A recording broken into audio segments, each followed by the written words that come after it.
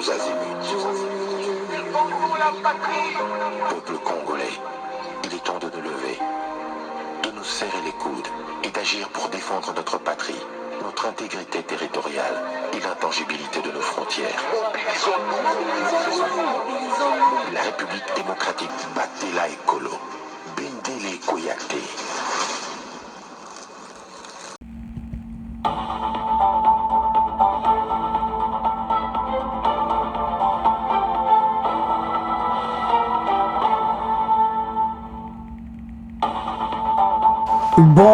Bonsoir, bonsoir, bonjour, c'est Congo News 24.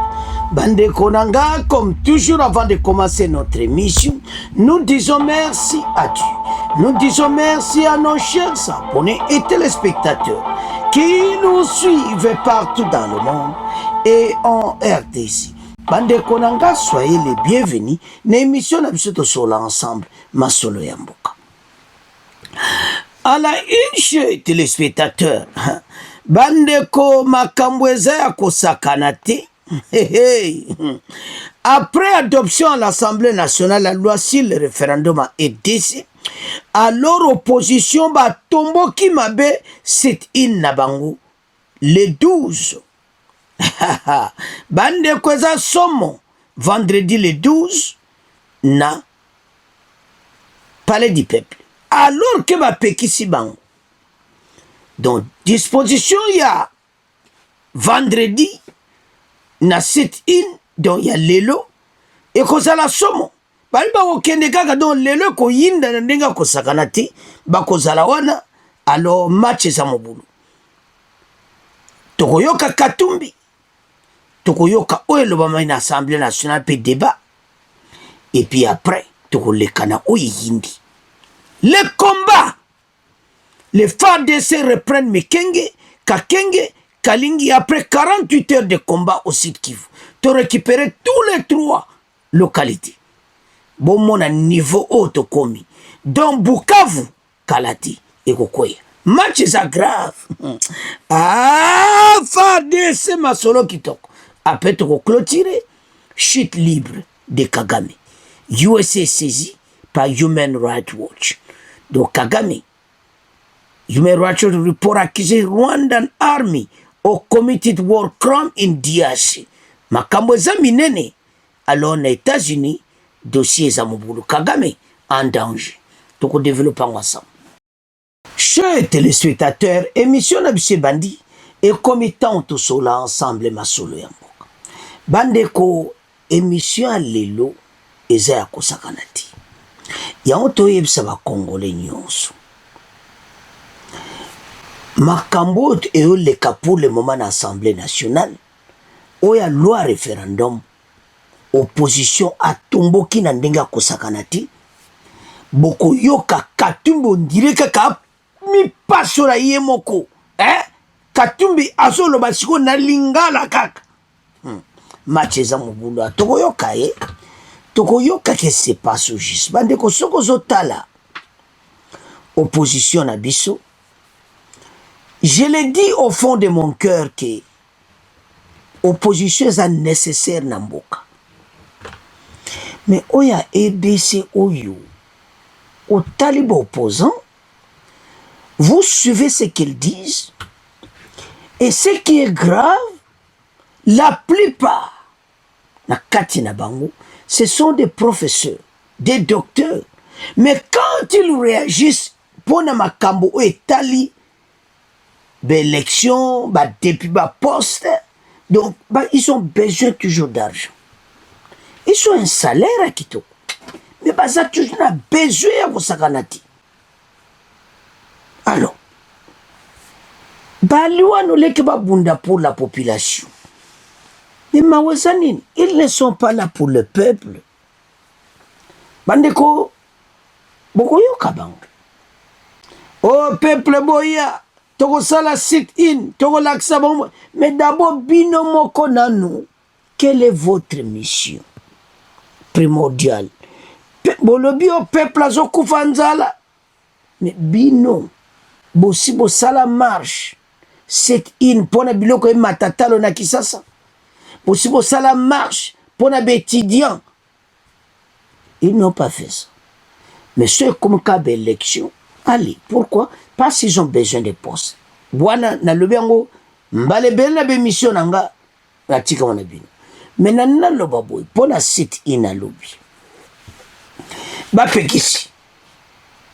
Et bazaka gana besoin nango. Je ne sais pas.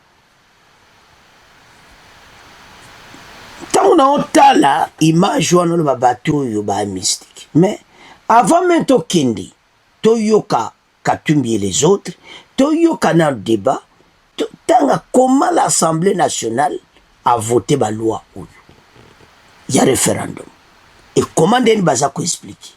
Toyoka yango, union sacrée, Toyoka opposition, ensemble. Tolanda. Adoption par l'Assemblée nationale de la proposition de loi sur l'organisation du référendum en RDC. C'est une de l'opposition au Parlement. L'Assemblée nationale a adopté ce mardi dans la soirée la proposition de loi portant organisation des référendums. Initiée par le député Paul Gaspard Konankoy, le texte a été approuvé par 348 députés sur 351 votants, à l'absence d'élus de l'opposition qui ont décidé de boycotter les travaux relatifs à la loi. Boyo kabangwa, mais boycotta qui? Mais bazo le mot que toi na bisokuto majorité te boyo kabangwa. Alors, dénonçant un coup d'État institutionnel, ce texte encadre la convocation du référendum par le président de la République, son organisation par la CENI, ainsi que les règles de campagne, de dépouillement et de contentieux. Il prévoit également la possibilité d'une assemblée constituante élargie en cas de projet de nouvelle constitution. Peuple à lobby à ça la vote. Peuple à lobby à ça la dépouillement. Donc, ma cambo est clair. Et c'est sous ma camba que les gauches droites, texte est à voter. Et comme il y a Sénat, ça m'a le compte de Yewanana Batunaye, va voter. Va approuver maintenant, va autant à deuxième lecture. Donc, c'est accepté partout. Le Sénat va approuver. Et puis, l'Assemblée nationale va approuver. Maintenant, deuxième lecture, le Sénat, pour clôturer ma cambo et banda. Donc, c'est fini. C'est adopté. Alors, maintenant, bango le quoi va adopter. Et yindaka ka le 12, bango tout, c'est une assemblée nationale. Alors, scénario zanin, baboyi, mais bango le bakende. Tant que bangonde ko zabatu, bakoja ngondo panda micro panzando batu ba pakati bambangu, gaz lacrymogène, bakobenga onini dictature. Mais ba pexi po salati. Malgré tout ça, bali bako sala onanko. Et puis disposition za makasi na ndimite bako koma kuna. Bako encercler kuna mutako lekati, mutu monta okota kuna, de tout est encerclé, baza na place à lekati. Voilà. Donc bako koma na palais du peuple ti. Bako sala sit in na monso gi wapi. Parce que palais du peuple bako koma ti. Et ça déjà disposition joami. Toyo kana débat après toke na Katumbi.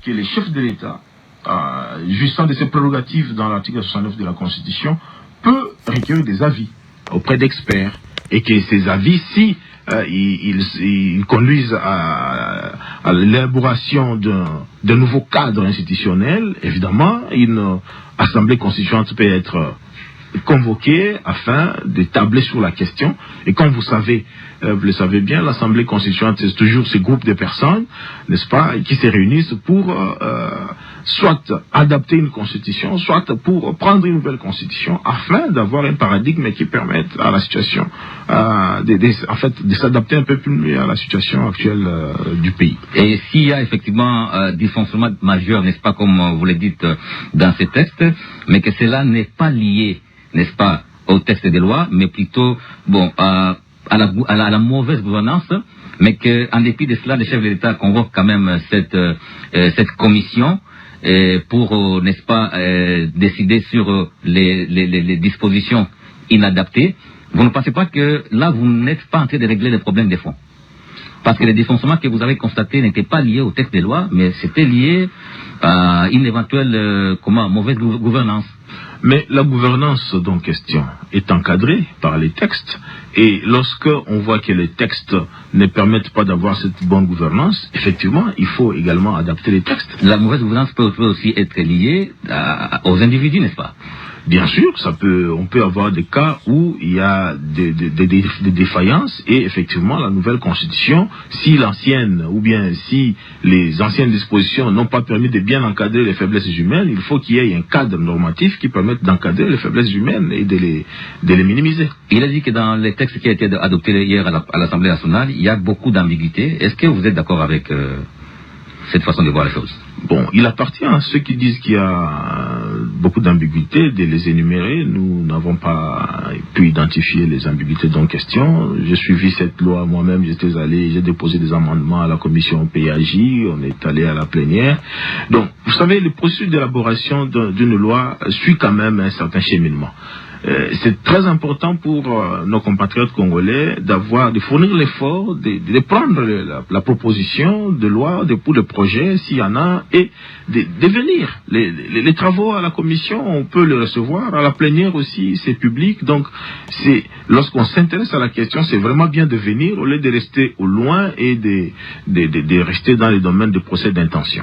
Alors, après cette adoption à l'Assemblée nationale, peut-on dire que les dés sont jetés, qu'on est maintenant dans une démarche qui vise à doter les pays d'une nouvelle constitution?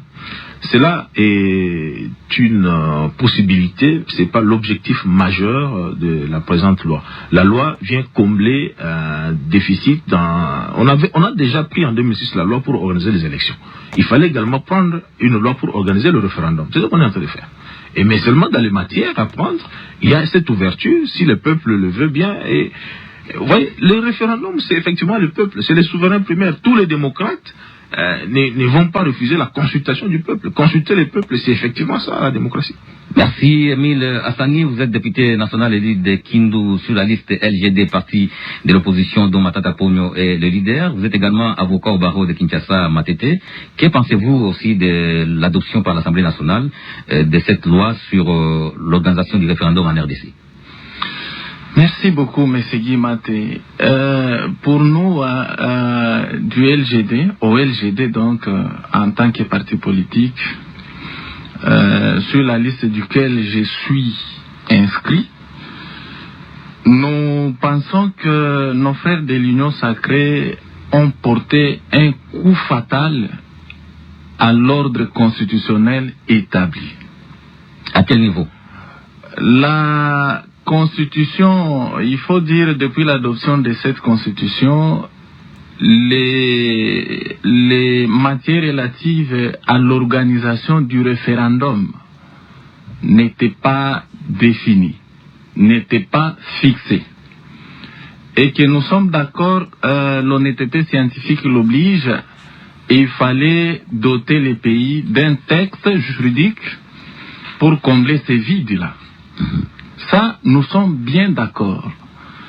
Donc la démarche, elle est justifiée. On peut la justifier. La démarche,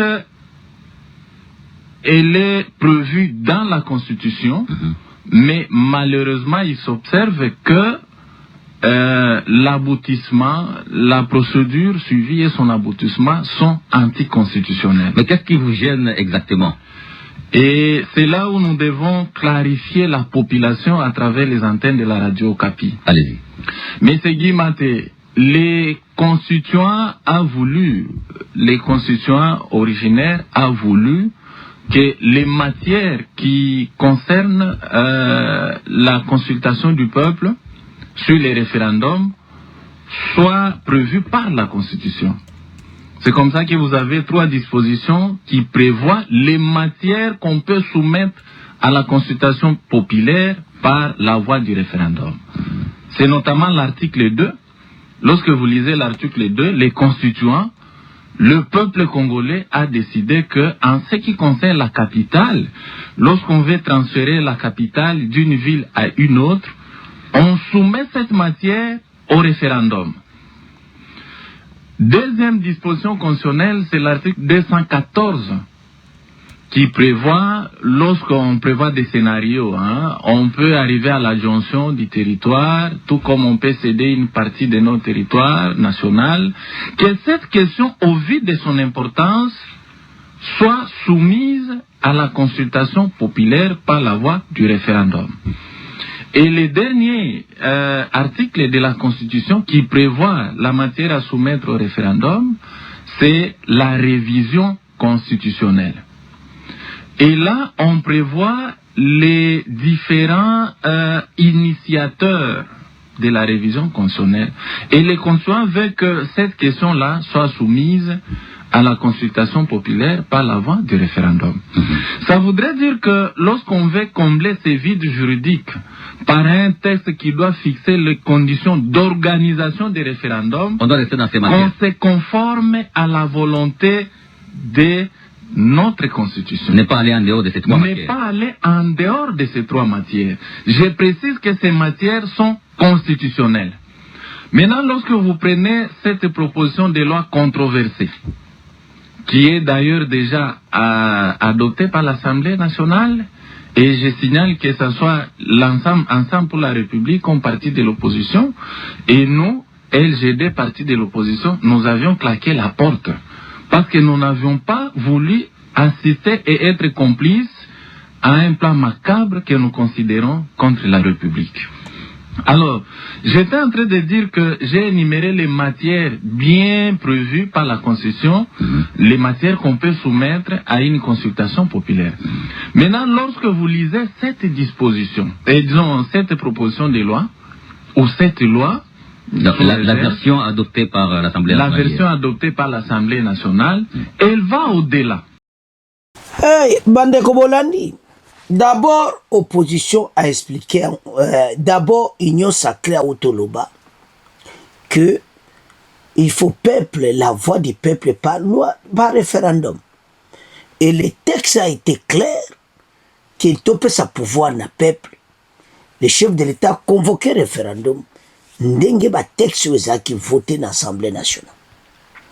Et maintenant, opposition Bolandi, on a lobby, malgré ça, ba ke au-delà, Bolandi mona asuka. Wana mutu ya LDG mutu ya matata mponyo. Abiba keo de la ye mutu ya ekoloba ono opposition na débat. Soki to landi o union sacrée balobi na ye o mutu ya LGD wana ya matata balobi. Boso mona teke bango moko kana maloba na ye ba moni ke droit révision ezali. Liye mo constitution permettre ba réviser texte de place monte pexi yango. Et puis, ils ont répété comme chef de l'État que tout le monde a révisé la Constitution. Mais c'est vrai. Le chef de l'État était clair. Il avait dit ça passe à Moni Ndenge Makambu Oyo et Zana Kati ya Constitution. Donc, en nous imposant le peuple congolais à ne pas réviser la Constitution, parce que Bino Bolingaka président Félix Cité, tous à la clé.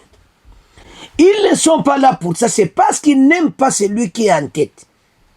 Bah on va boy président Félix. Yango tina baza ko s'opposer na. Voilà.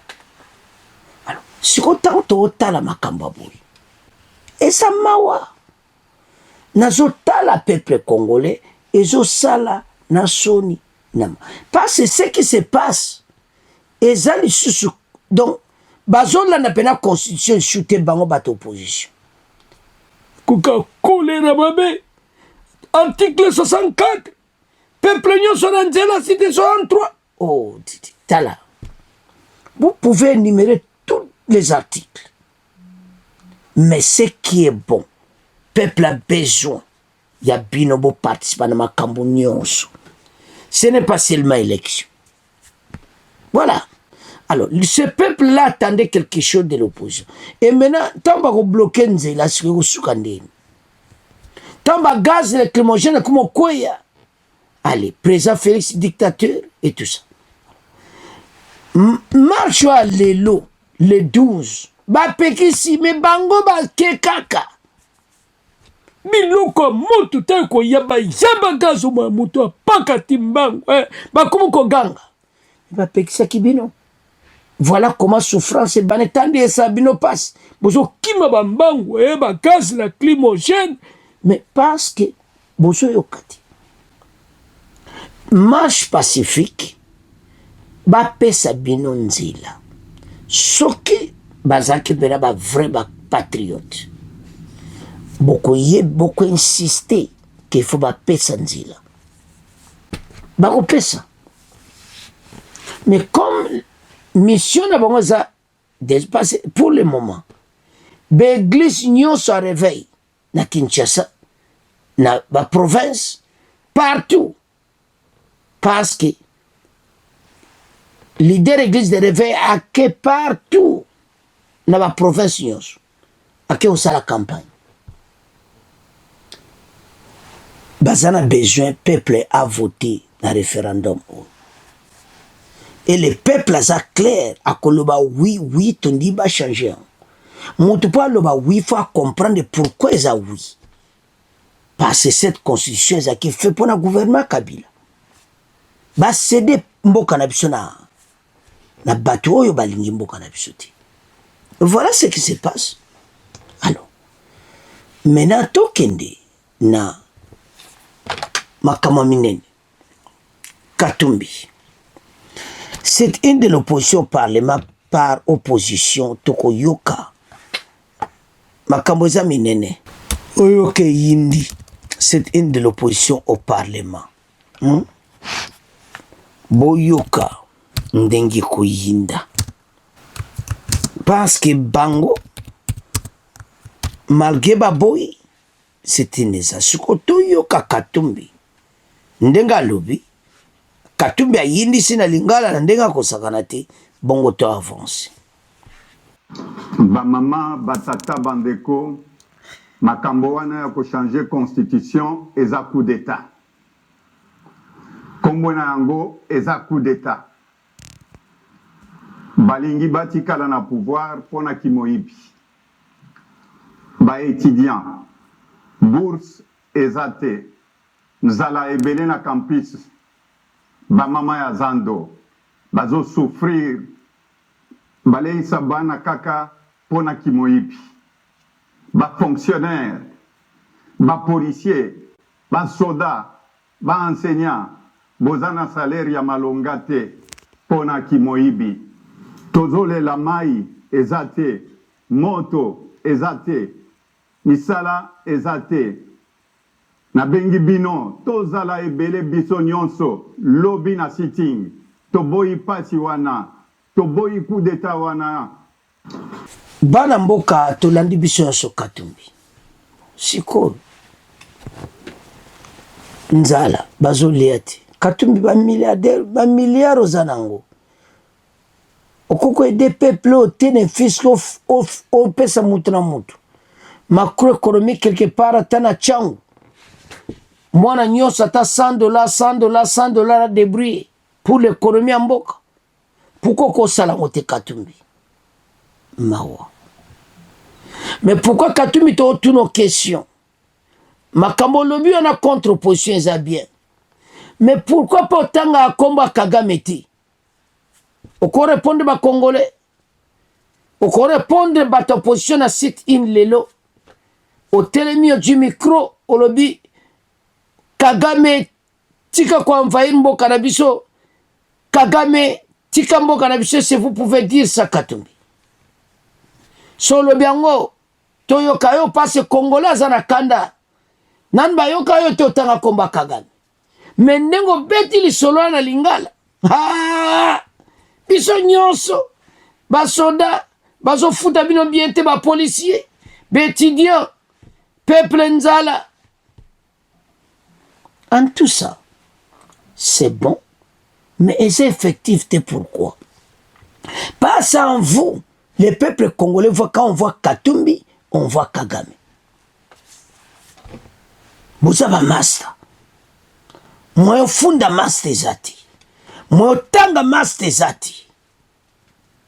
Parce que Katumbi, yomo yeba problème non na Kagame. Mais Kagame mutazo pour moi congolais. Mais ce qui est grave, vous représentez les Congolais, mais vous ne pouvez même pas citer son nom. Kagame agresseur. Vous ne pouvez pas dire ces mots. Voilà là où il y a un problème. Et sa situation moko claire, il faut que l'on baille. Parce que la situation toujours vivre. Bango bazana besoin kakaba minere wana. Osomona. Et biso pe tolobi tokosi ka mbongoti. Voilà dossier à Katumbi. Totika ngona bino. Tokomo ke na troisième point na biso. Bandeko le phare de ces progrès ko sakana te na Sud Kivu. Toyebisa kibino. Que armée zalaka infiltré. Ba généraux bazali ko diriger armée na biso à l'est bango tout baza na prison na ndolo. Ce sont eux bazali ko bebsa armée. Tala lelo. Tande to bengani ba Rwandais. Armée rwandaise. RDF. Na Mikenge. Na ba 3 grandes localités na Sud Kivu. Voilà une force où est Salaka qui mboka na biso parce que et belé bazoye bateke armée zaka makasi. Mais ba condition, ba makambo to vivre. Tala. Lèvons-nous ensemble. Totalement. Les FARDC reprennent Mikenge, Kakenge, Kalingi après 48 heures de combat au Sud Kivu. Les forces armées de la République démocratique du Congo ont annoncé avoir repris le matin de ce mercredi 10 juin le contrôle des localités de Mikenge, Kakenge et Kalingi dans les hauts plateaux des territoires de Fizi et de Mwenga au Sud Kivu. Selon un communiqué de l'armée congolaise, ces localités avaient été occupées lundi par la coalition Twagwaneo M23 à la suite d'une attaque violente. Les assaillants auraient notamment utilisé les drones militaires lors de l'offensive. Les FARDC indiquent que la reconquête de ces positions est intervenue après une contre-offensive d'environ 48 heures, menée par l'appui des combattants Wazalendo. L'administrateur du territoire de Fizi, Sami Kalonji Badibanga, a confirmé cette reprise, évoquant près de 2 jours de combats intenses qui ont permis au FARDC de reprendre le contrôle de ces localités. D'après les autorités locales, le village de Mikenge, situé à environ 130 km au nord du territoire de Fizi, dans le territoire voisin de Mwenga, est repassé sous contrôle de FARDC mardi 9 juin. Donc Mwenga, Mikenge, partout, ils amènent sous contrôle de FARDC. Talandenge arme yo et komi kitoko. Oyo tout ba traître bazali susute bana mboka badji le devant ba traître nyonso ba Rwandais tout wana o baza pour baza mena na prison na ndolo et mena bokolo banini les drones ezo salamakam. Voilà masolo. Alors to développer bon après to ya na Kagame hey makamoza mine bana mboka tolandi biso nyonso bomoni armée oyo basei koseka armée oyo ebengani RDF 123 na 3 localités pendant 48 heures de combat. Osomona ba yakore ba Twagwaneo M23 na tout armée rwandaise a to diriger bango. Tala ndenge to dégager bango. Tala ndenge to beti bango biloko moto. Ah, FARDC. Ah, masolo kitoko notre armée. Ezo beta biloko moto. Alors, nous devons être ensemble. Et notre armée est juba place nango. Notre armée est tomboki et jumena place pour to bengana. Les ennemis de la paix. Et puis mboka na biso ekende liboso. Voilà comment tozo bunda pona mboka. Bandeko sona otala notre armée. Bomona comment mboka na biso basakana kinango. Pays na biso mena etelemi to bunda pour les intérêts de la nation. Et puis to bengana l'ennemi oyo atelemeli mboka na biso. Ya onto senga na Congolais nyonso. Lèvons-nous ensemble. Bâtir ces beaux pays tobengana tous les ennemis de la paix et puis mboka oyo ekene kitoko. Voilà bitumbe woto salama armée abundi na mutema moko eze subitumba to salama kina bandona non tandis to perdre banana bunagana tina Goma tout ça. Vous voyez comment nous avons perdu des territoires comme ça.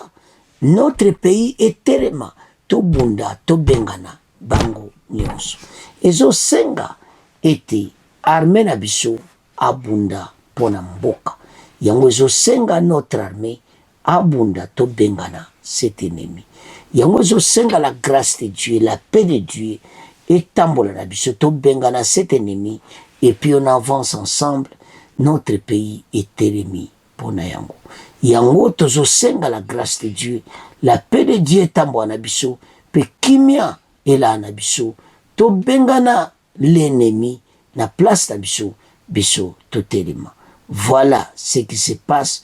Les Osenga, ba Congolais nyonso, mettons-nous ensemble to bengana les ennemis de la paix. Parce que bato basaka na mboka na biso mingi.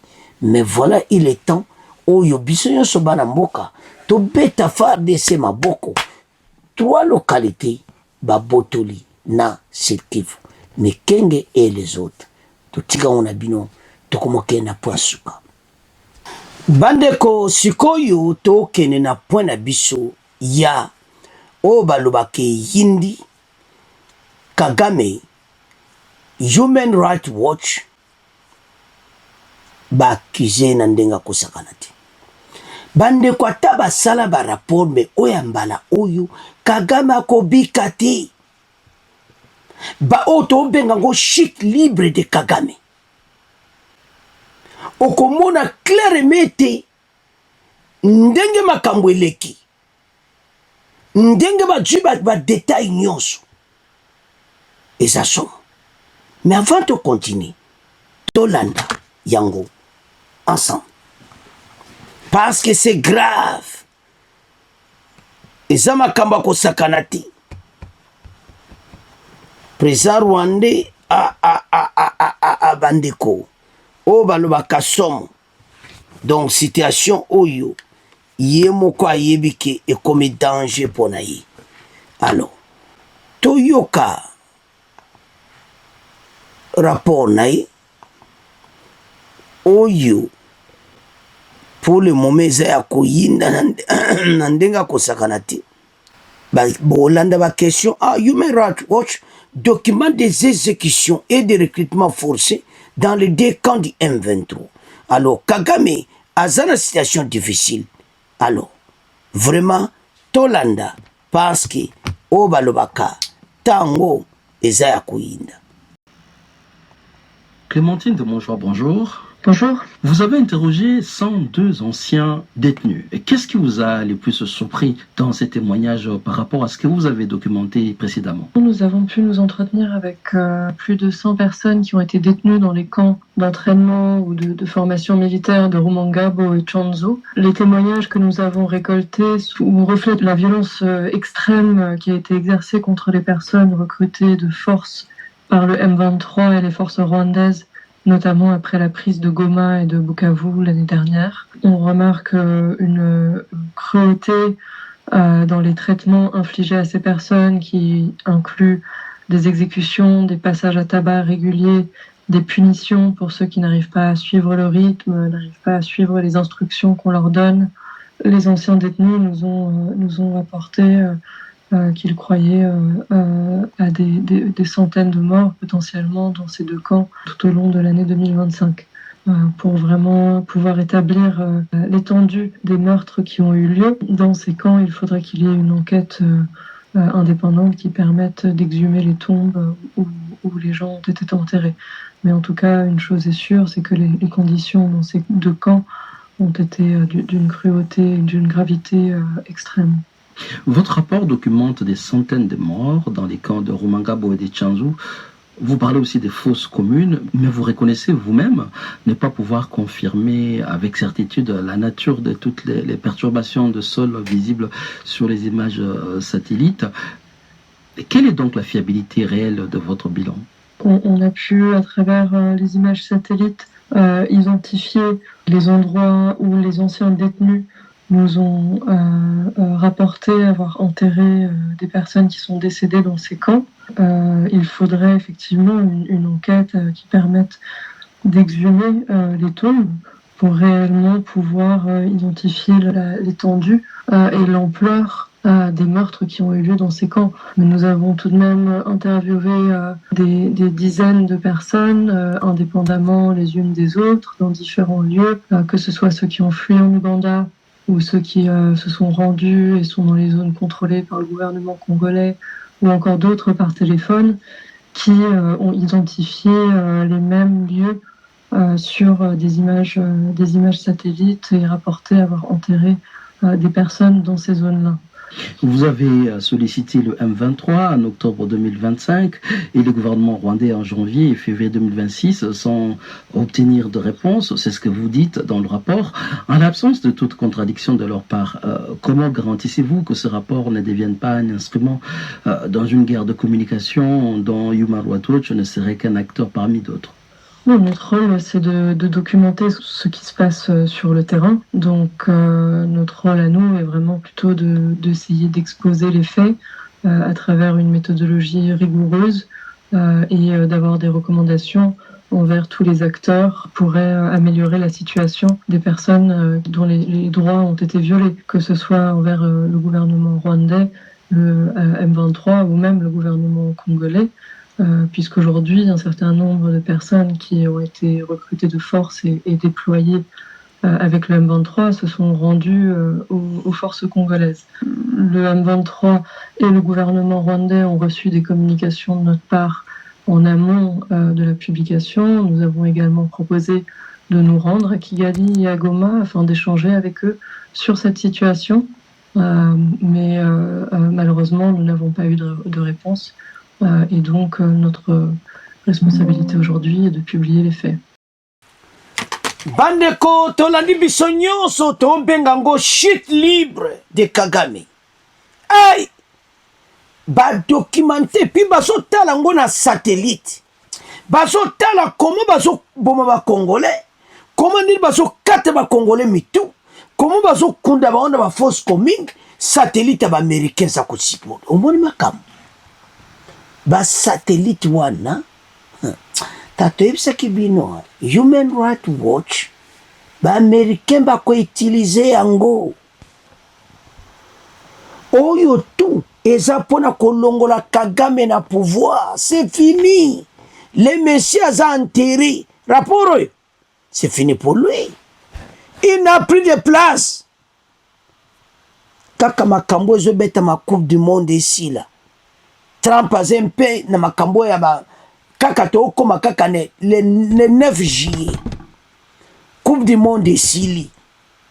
Trump na administration kimia masolo kitoko, c'est le départ de Kagame. Ako silisa neuté ou bien ces messieurs ako koma na situation difficile, armée rwandaise bazo kunda mabulu bazo boma batu. Ce ne sont pas des animaux, mais ce sont des hommes. Ba force commune, et ça n'a pas preuve tangible, satellite et ça qu'on filmé. À Olomani. Tout ce qu'il faisait, Ezaki documenté. Bazo landa bango. Place nyonso baza. Kagame a commis une situation difficile. Et ces hommes, et committant oyo ayo kabiloko a moto. Omoni, a sakana kita présent Félix place à commission.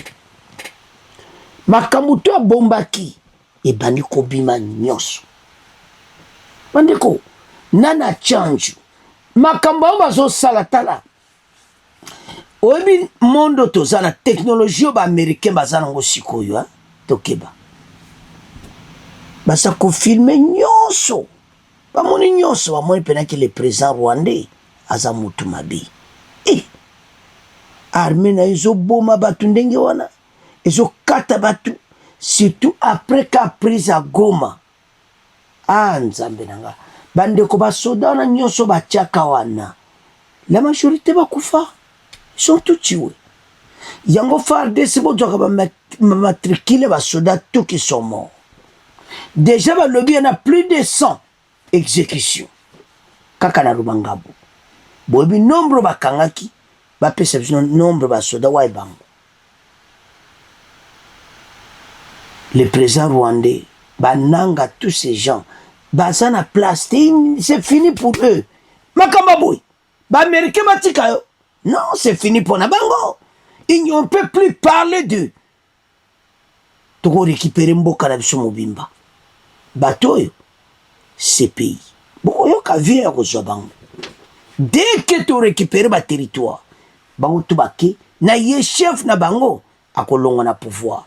Match za mobulu, oyo guerre yo, ndenge bandi, match za grave. Alors bino bato opposition, bolandi, bolanda yango.